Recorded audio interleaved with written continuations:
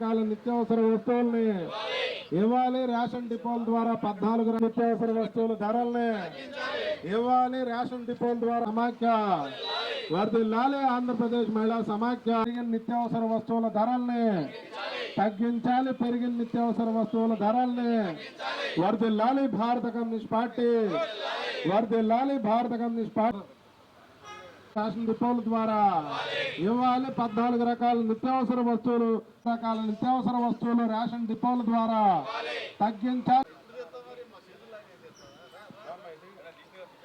ఇవ్వాలి. రేషన్ డిపోల ద్వారా 14 రకాల నిత్యావసర వస్తువుల్ని భారత కమ్యూనిస్ట్ పార్టీ వర్ధిల్లాలి. భారత కమ్యూనిస్ట్ పార్టీ తగ్గించాలి. పెంచిన నిత్యావసర వస్తువుల ధరల్ని నిత్యావసర ధరల తగ్గింపు హామీని ప్రభుత్వాలు ఇచ్చిన ధరల తగ్గింపు హామీ భారత కమ్యూనిస్ట్ పార్టీ తగ్గించాలి. నిత్యావసర వస్తువుల ధరల్ని నిత్యావసర వస్తువుల్ని ఇవ్వాలి. రేషన్ డిపోల ద్వారా 14 రకాల నిత్యావసర వస్తువుల్ని. అందరికీ నమస్కారం. డేగా ప్రభాకర్, సిపిఐ రాష్ట్ర కార్యదర్శి వర్గ సభ్యులు.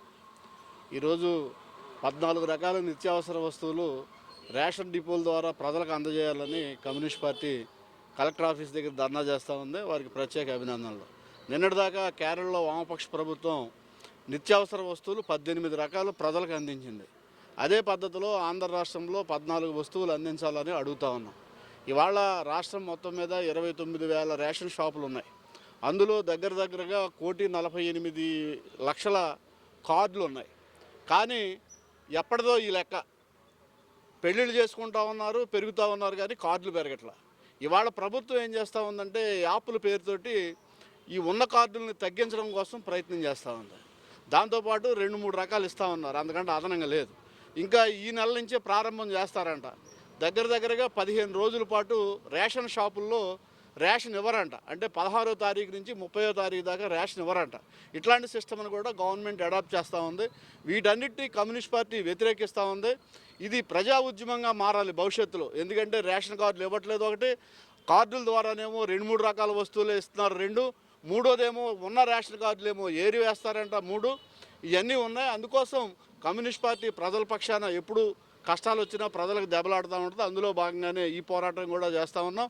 ప్రజలు కూడా దీన్ని గుర్తెరిగి అందరూ వాళ్ళ కోసం చేసే పోరాటంలో భాగస్వాములు కావాలని చెప్పేసి ప్రత్యేకంగా కోరుతా ఉన్నాం.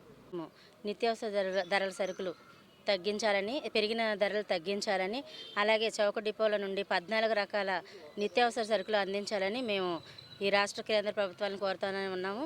ఎప్పటికీ నిత్యావసర ధరల వస్తువులు తగ్గిస్తామని ఈ రాష్ట్ర కేంద్ర ప్రభుత్వాలు తగ్గించడం లేదు. అలాగే సామాన్య ప్రజలపైన ఇట్లాంటి భారాలు పెడతానే ఉన్నారు.